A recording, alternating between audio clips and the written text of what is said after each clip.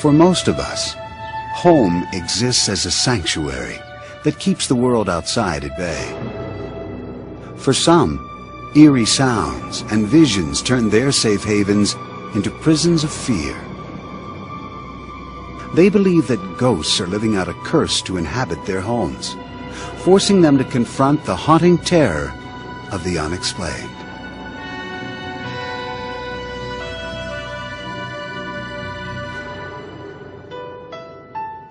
Since the day they married in 1987, police officer Tom Brown and his wife Linda had dreamed of owning a home.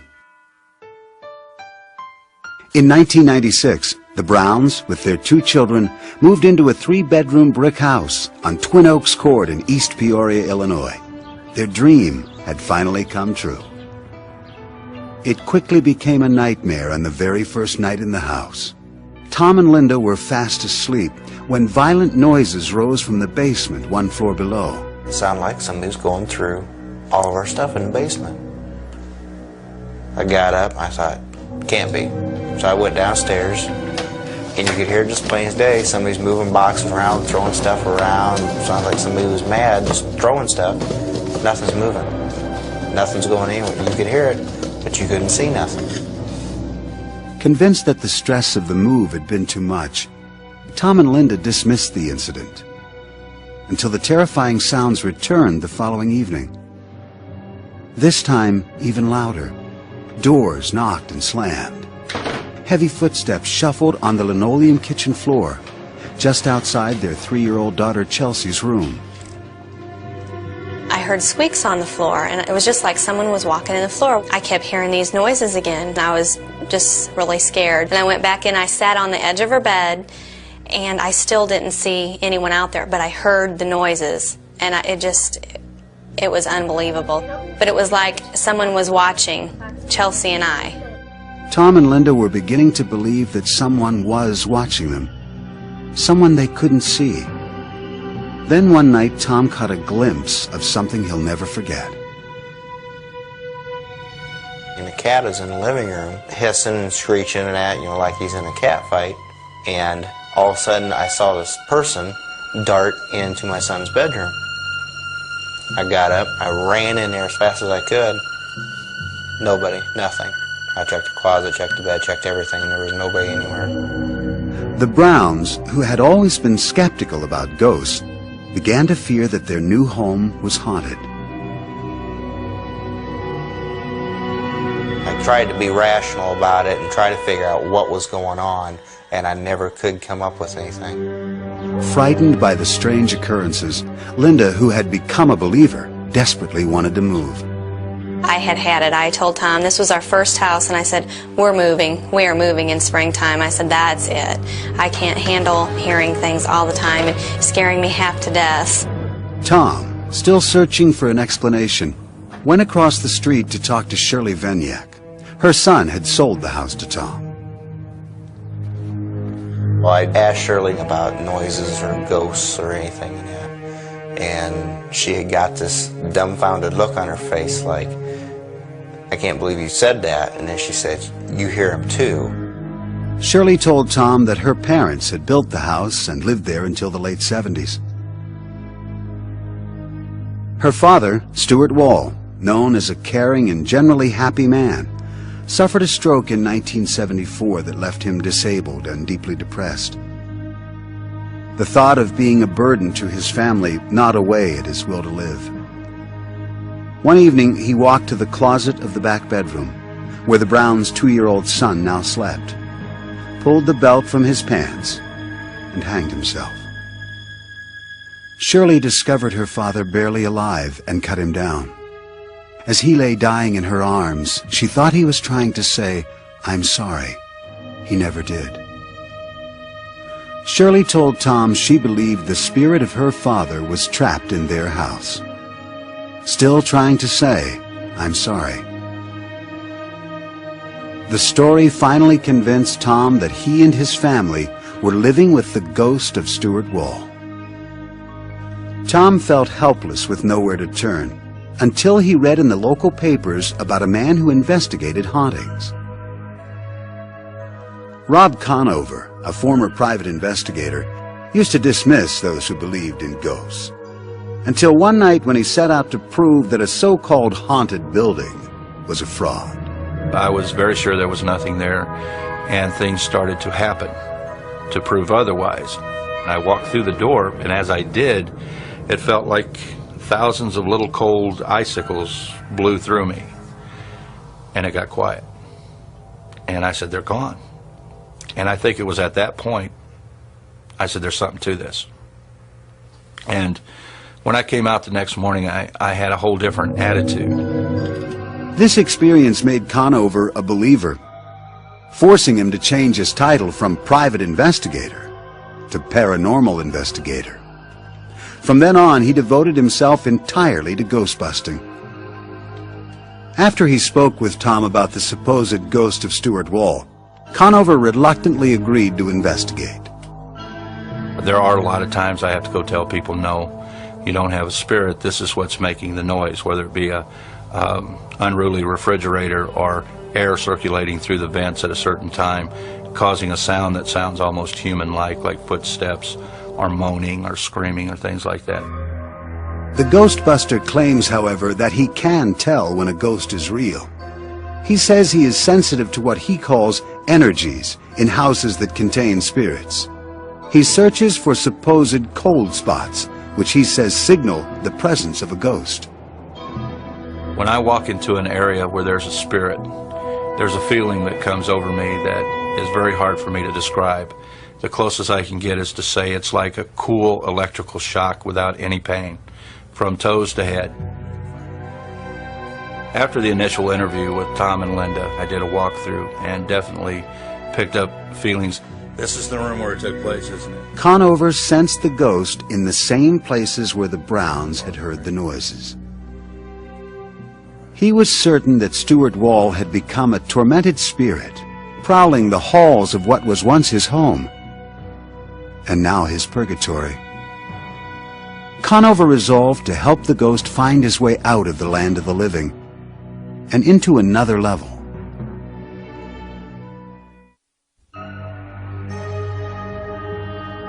Paranormal investigator Rob Conover arrived at the Browns' house armed with equipment to do battle with the ghost of Stuart Wall. 20 years before, Wall had committed suicide in the back bedroom. Conover believes that his tormented spirit now prowled its halls, and he was confident that he could coax this troubled spirit through the light, his term for moving ghosts from this world to the next. When we pass away, we're all confronted with the light. And for us to stay on this side and not go through the light, the reasons for that are because we're attached to a person, place, or object on this side that we feel we have to protect or be with. Conover and his assistant began to walk through the house looking for Stuart's presence. Tom Brown, the owner of the home, and Shirley Vaniak, Stuart's daughter, followed closely behind them. I felt Stuart's presence. These stockings began to go back and forth by themselves. And I said out loud, so Stuart, you have my attention now. Do I go in the house or do I go in the basement? And at that point there was a loud bang in the basement. So we went down into the basement and his presence felt big time. They focused a video camera on the room, lit several candles, and turned out the lights.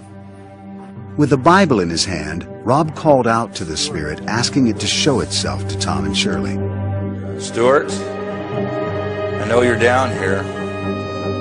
I explained to Stuart that God is a merciful God.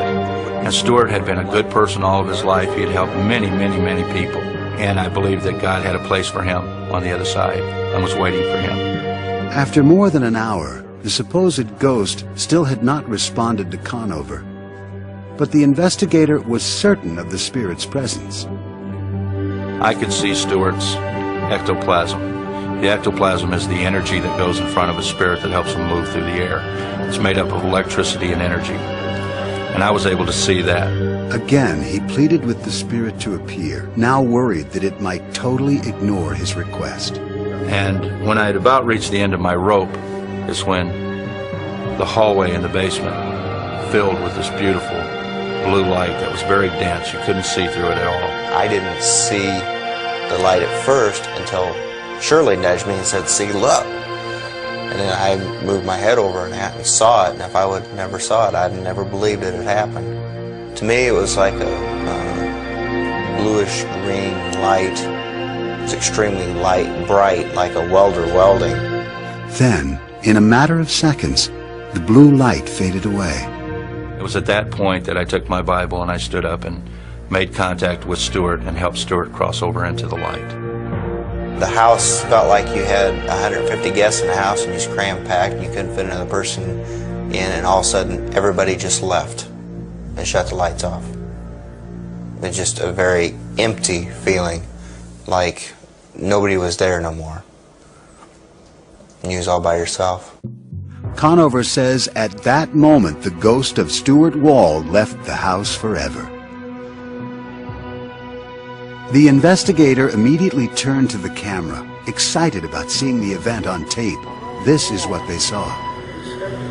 Yeah. Guys? Oh, look at the light. What? Tom, being a policeman, said, "I want to look at your videotape because I know that light's on the videotape." We put the videotape in, you heard our conversation, but there was no light on the videotape. And Shirley said, "Why?" And I said, "Because we were the only ones meant to see that light." Since that night, calm has returned to the house on Twin Oaks Court. The mysterious sounds and terrifying visions are gone.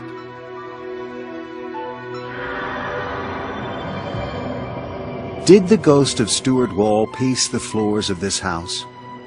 Was that spirit finally ushered to another world during this ritual?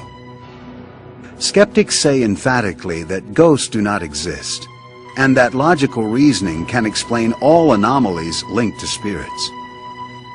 Professor of psychology Terence Hines believes the Browns' ghost is a figment of their imagination. When you go into any new house, new to you, there are going to be strange sounds and events that you're not familiar with.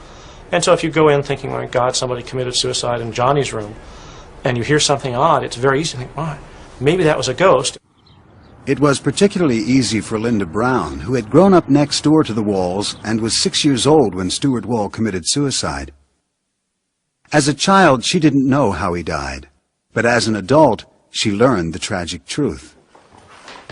Hines thinks this must have contributed to Tom and Linda's conclusion that the strange sounds and visions were caused by a ghost. Hines says this is natural. The human mind is actually pre-programmed to enforce order under strange experiences. The human brain is set up to create perceptions, especially when we're faced with kind of random nebulous stimuli. The brain frantically tries to wire them all together to make some coherent sense out of that. Believers in ghosts like parapsychologist Lloyd Auerbach disagree that the ghost of Stuart was purely a function of Tom and Linda's perception. He argues that when several witnesses are reporting the same or similar experiences, as happened in the Brown house, those witnesses must be taken seriously. It's a subjective experience experienced by many people across many years, which lends very much credibility to there being actually something there and that it wasn't just imagined by people. And that's what we look at, is how many people, how many witnesses there are, what kind of corroboration we get.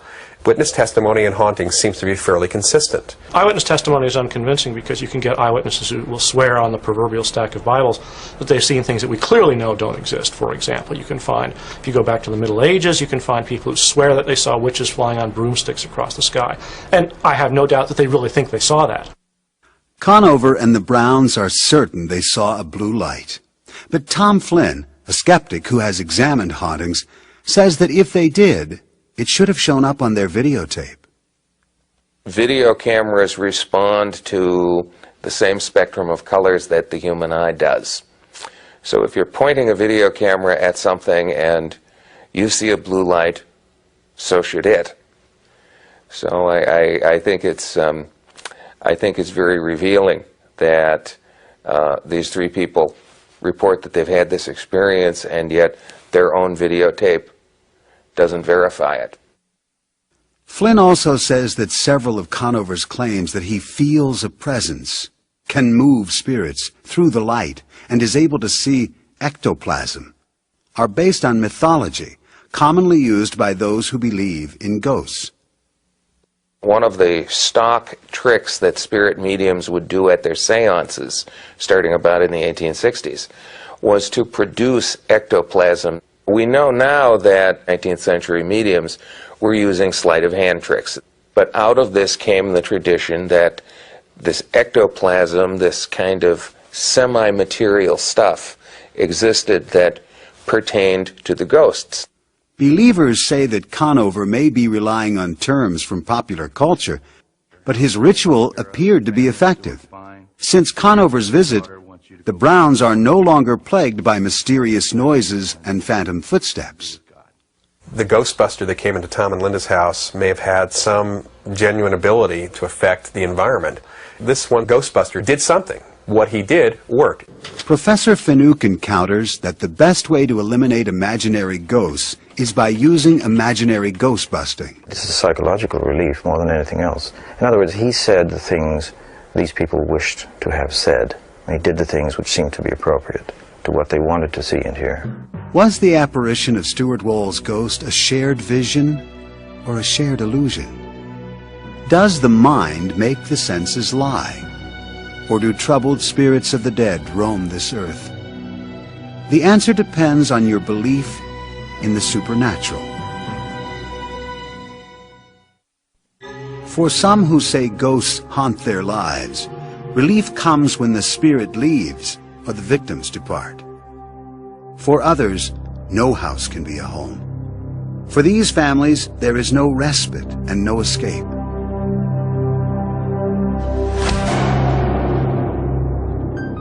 A painful divorce in 1968 left Beth alone with a small child and little money. She was rebuilding her life when she met Bob Batesel a few years later. They fell in love, got married, and Bob adopted Beth's daughter, Leah.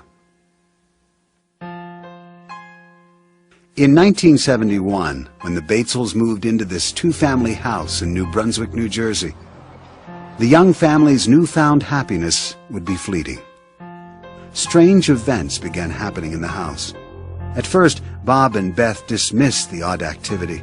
Lamps swinging, doors opening and closing, objects appearing in the wrong places. Then they were forced to confront the terror trapped in the walls of their new home. The pungent smell of rotting flowers wafted throughout the rooms.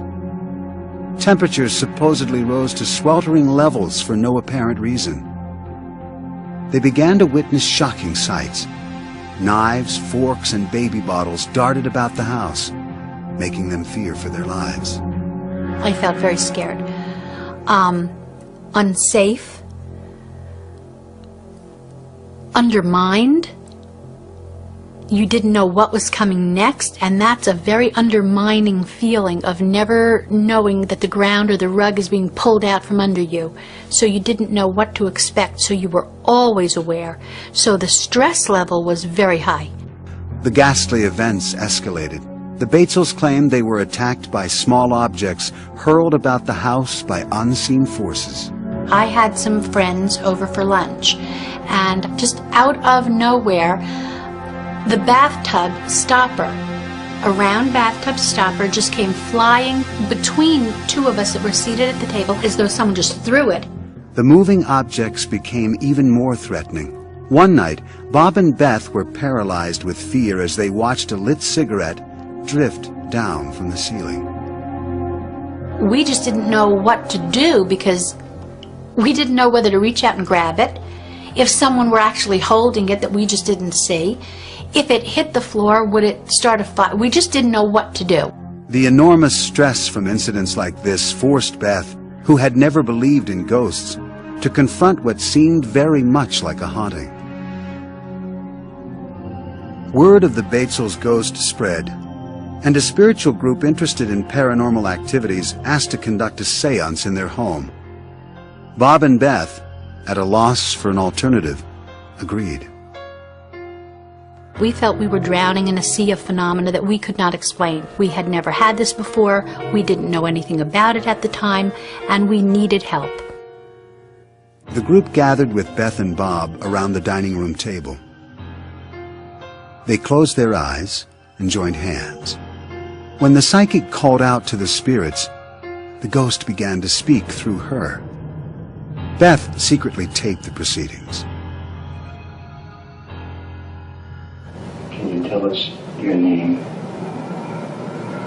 It's my land. And you get out.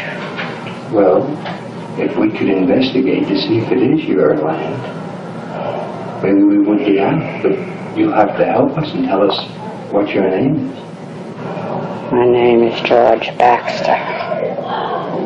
George Baxter? This land belonged to me. I bought it in the year 1872. Now you look that up, mister. We will, George. The next day, Beth went to the New Brunswick Library to research the history of the house. She discovered a George Baxter had bought the land in 1872. Beth was stunned, but Bob remained skeptical until a few weeks later, when they found threats written in lipstick and marker on the walls and mirrors.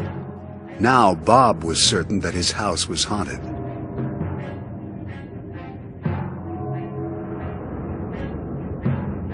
The angry ghost became brazen, scribbling harrowing messages to the family.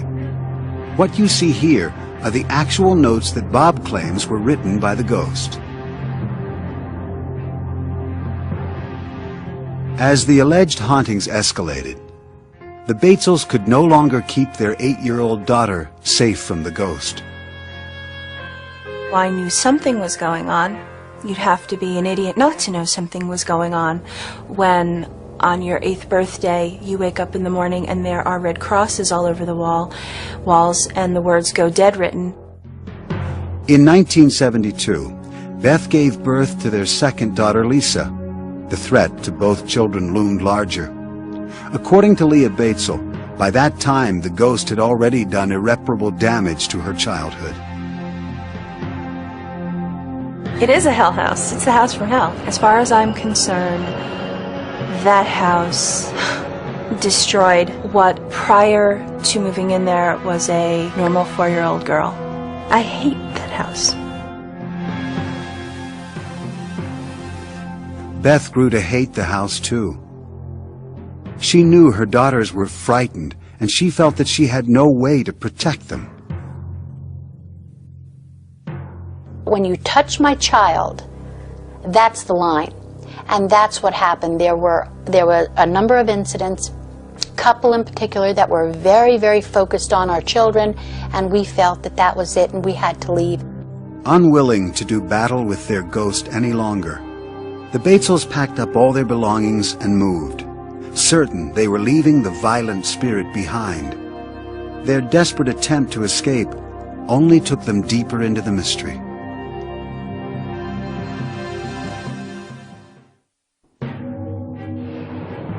Bob and Beth Batesel and their 2 young daughters fled their home in New Brunswick, New Jersey, believing they were escaping the terror of the ghost that haunted them there. For 4 years, the Batesels lived in this house, where they were harassed almost daily by ghostly threats. Now they were searching for a more peaceful abode. The Batesels moved to an apartment in Clinton, New Jersey. The persistent ghost followed, and only became more hostile.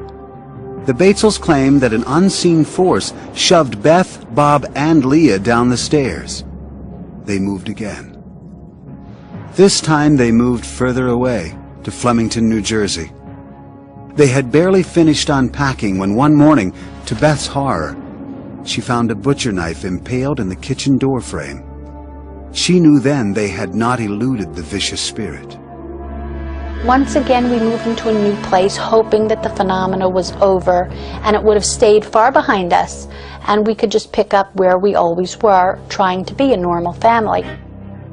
From 1971 to 1985, Bob and Beth moved 11 times. and their lives were anything but normal. We lost friends because we couldn't explain anything, and everybody was looking for an explanation. Everybody would blame us.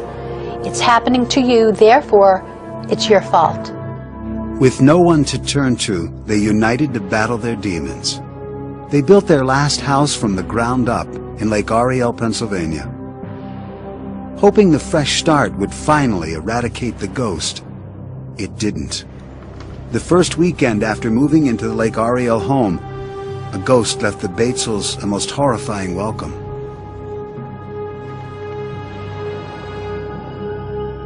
It was well past midnight when the Batesels were startled out of bed by hysterical crying. Rushing to their daughter's room, the Batesels found her terrified, screaming that her cat was hanging by its neck from the doorway with its eyes gouged out. The Batesels saw nothing. This ghost-like apparition had disappeared. Several nights later, the Batesels were again startled out of their sleep as the glass in picture frames hung in the living room spontaneously exploded, shattering glass throughout the house. It's really difficult to describe how you feel when you're in the middle of a whirlwind. But we have stopped asking why because we're too busy dealing and living with it. Most reports of hauntings link the ghost to a place. The Batesels believe that in their case, ghosts come to them. We have come to understand that there are hauntings which are attached to a particular place and remain. And then there are hauntings that seem to be the people. The people are haunted, not the place. So no matter where the people go, it doesn't matter. They will still be haunted. From everything that has been done and tested and what we've been told, I seem to have some kind of presence. I am some kind of magnet that seems to attract these spiritual things. The Batesels, physically and emotionally exhausted, say they can no longer try to escape the ghost. They remain in their Lake Ariel home, resigned to its hauntings and uneasy about what may lie ahead. Do the Batesels somehow attract hauntings and spirits wherever they live? Or do they create their own demons? For scientists like Nobel Prize-winning physicist Leon Letterman, the answer is simple. I would just flat out say, you don't have haunted houses.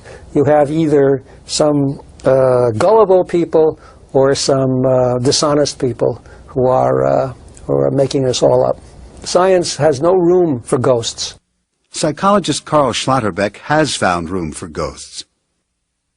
He investigated the Batesel stories, came to support the family's claims, and joined Beth Batesel in co-authoring a book about her experiences. I became a believer fairly quickly. You could walk through the house and feel in different rooms. In one room it was difficult to breathe even. And recordings made in that room were fainter than they were in the rest of the house. In other places you could feel things in the air. Schlotterbeck believes the Batesels found ghosts at each of their households because the entities were attracted to certain inviting qualities in Beth Batesel. One investigator referred to her as an undeveloped psychic, perhaps. Other people have just referred to her as a magnet, that her warmth and her caring about people actually extends into the other world, and that lost souls who haven't crossed on find her a warm and comforting presence to be around. Letterman points out that none of this is scientifically verifiable. The scientific method demands much more than impressions and feelings to validate a claim. To claim that I see this, I have to prove it. The burden is on the owner of that site or the writer of the book. And in 400 years of innumerable claims, no one has ever succeeded in convincing the scientific community.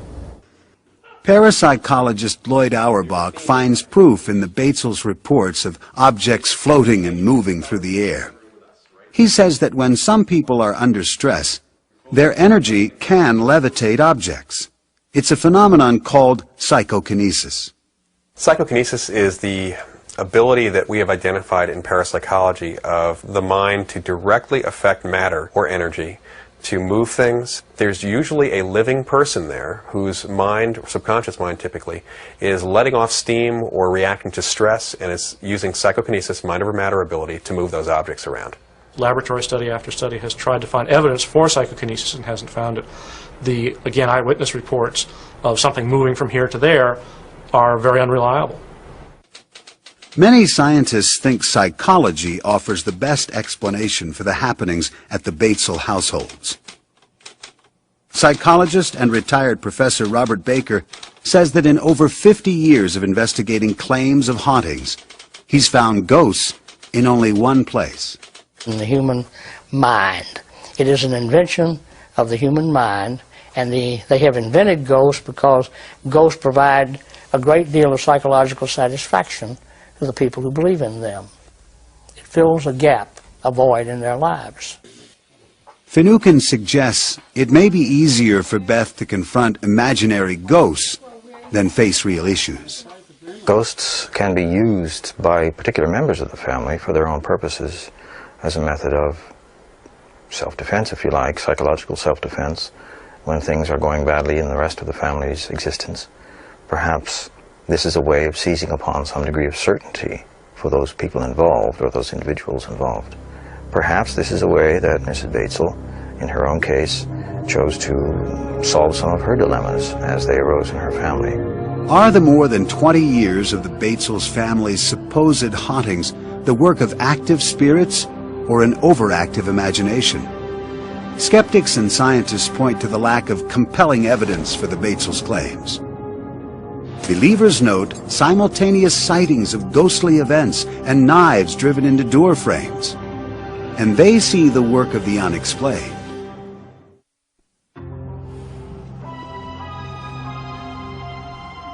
For centuries, Native American elders have passed down legends that tell of hidden places deep in the mountains of Colorado.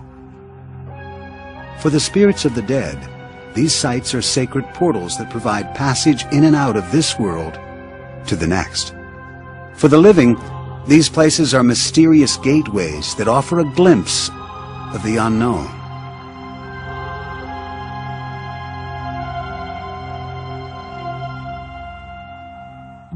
Steve Lee, a truck driver from Dallas, was on a new delivery route driving through the mountains of Colorado. He found the beauty of the area so captivating that he moved his family to the middle of the Black Forest, 20 miles north of Colorado Springs.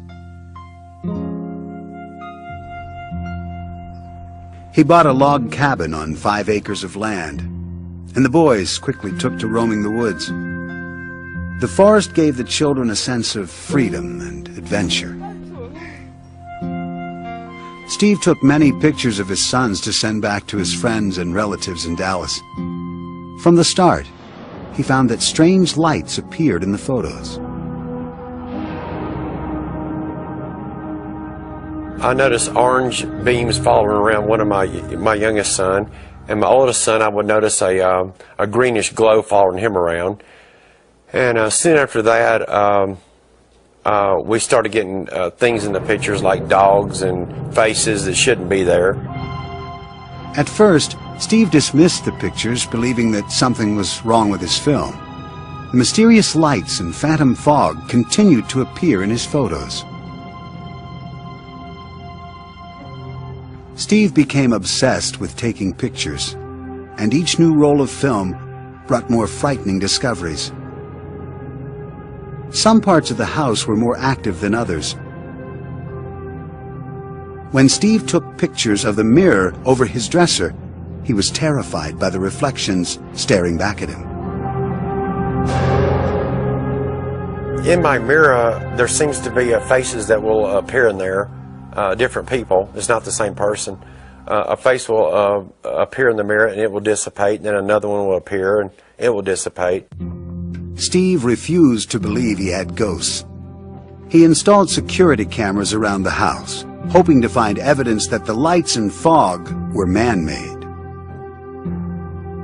The cameras didn't pick up anything unusual, but Steve continued to be haunted by images he could not understand. He decided to contact Bill Gibbons, an electronics specialist and an amateur investigator of the paranormal. Gibbons arrived with his own video camera. In the evening, he placed the camera in the woods outside the house. This is the actual videotape recorded that night, which revealed a mysterious array of lights. It was not like any type of lightning ball or Kroll discharge that I've seen. The radio tower will discharge a ball of energy and it'll shoot along a line.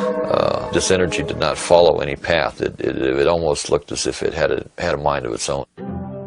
The investigator used a spectrometer to check the strength of electromagnetic and radio waves at the house to make sure they had not caused the lights.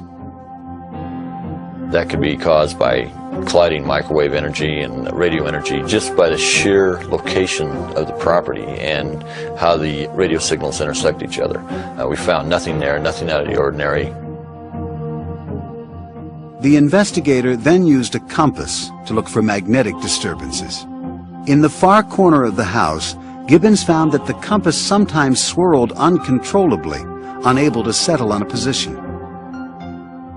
Gibbons had worked with energy of all kinds. This kind had him mystified. He finally accepted the idea that Steve Lee's house was haunted.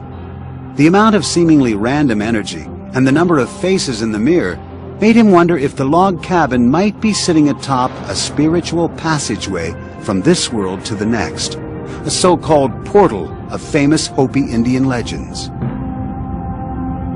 The Native American Indians have prophecies of rainbow winds, which is a dimensional portal that they can travel through.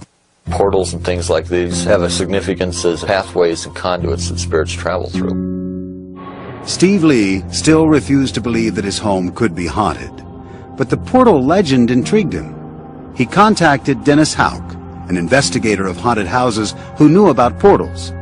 Hopi Indians and people who believe that in the Black Forest area, which goes back quite a long way, that there is traditionally some type of portal that was open to the other side, and literally hundreds of spirits have gone through.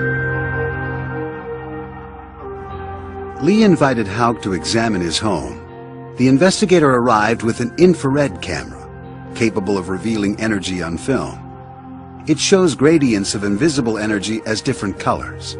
Houck took infrared pictures around the house and collected what he considered possible proof of a ghostly presence. We get all these types of energies when we take pictures on the Lee property. Then if we look at them, enlarge them, without enhancing them in any way, just enlarge them, there's pictures, faces, really truly identifiable pictures of faces. These really are faces of entities or some type of energy forming. They're within these electromagnetic or infrared phenomena that we're picking up. The strange energy depicted on the infrared film surprised even Houck. Steve Lee still had no earthly explanation for the strange apparitions. The Lees still live in their cabin in the mountains, and they claim that their photographs still show the mystifying lights and the eerie faces. Traces of spirits traveling in and out of this world to the next.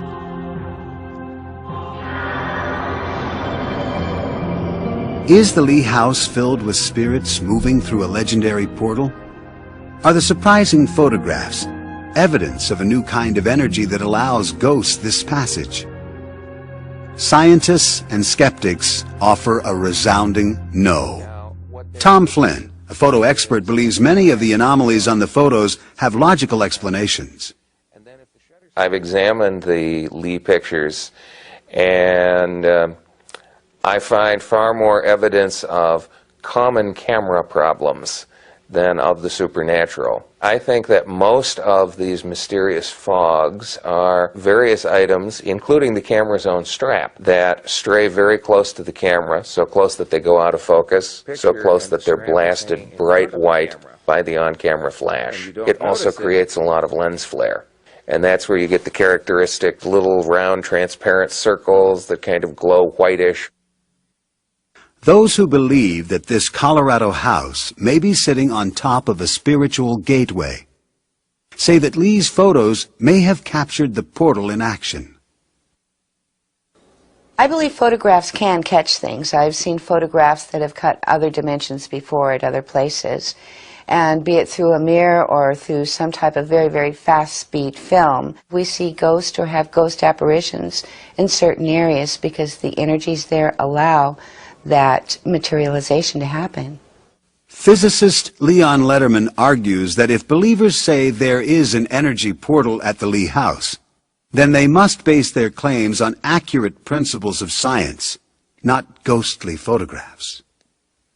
There are many, many unknowns in science, but there's a difference between a scientific unknown and a claim that there are sacred spots or haunted houses which can't be authenticated by science. They're just natural phenomena that are misinterpreted by people who desperately want to believe that and have no idea of how science works. Neuroscientist Dr. Michael Persinger does know how science works. He says that geophysics can explain the mysterious lights on Steve Lee's property. When you have geophysical forces focused, even small ones, little teeny ones from the point of view of geophysics, but when you focus them into a small space for a brief time, you can get tremendous magnetic fields generated. If that takes place, you can get fluorescent and light thresholds generated, very much like a will-o-wisp or electrostatic discharges. And if it's above the luminogenic threshold, you can photograph like any other kind of electrostatic phenomena. Persinger says that these strange anomalies in the Earth's natural electromagnetic field are found in many supposedly haunted sites. And sometimes they intersect with the brain waves of people who live there, producing haunt-like feelings. It's a theory he has tested in his Sudbury, Ontario laboratory. Many of the kinds of patterns of fields that are generated in haunted areas that we have found are very complicated. Brief, transient fields, erratic shape. If these forces stimulate the brain, you could have feelings of a presence, the sounds of footsteps or movements or voices, and of course that ever-present presence, that there's something looking at you. All of these symptoms mirror events described by the Browns at the height of their supposed haunting. This might also explain why Beth Batesel is not able to escape the ghosts that have haunted her for more than 20 years. Certain highly creative people are more sensitive to these mysterious geophysical forces than others, a fact that for many believers justifies their claims of ghostly encounters. Even though people are sensitive, it does not mean that they're crazy. It surprises me the number of people that have come out of the woodwork to tell me about a light that they've seen in a dark room or a deceased relative that has come back to visit them.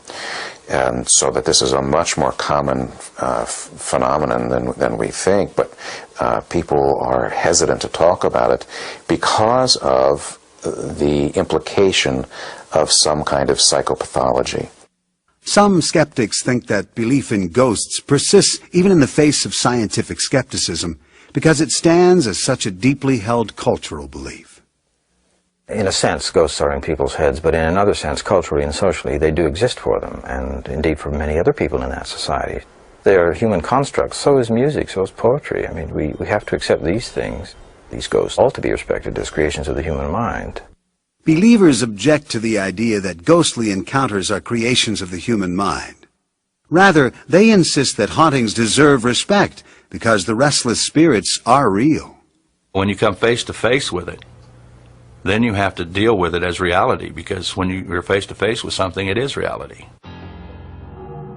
From restless spirits to ghostly gateways, hauntings have the power to instill terror and fear in those who believe in them. Is the ghostly presence actually the work of our own creative minds? Or is it the labor of troubled spirits cursed to roam the earth? For those who have experienced a haunting presence, they know they are living on the threshold to the unexplained.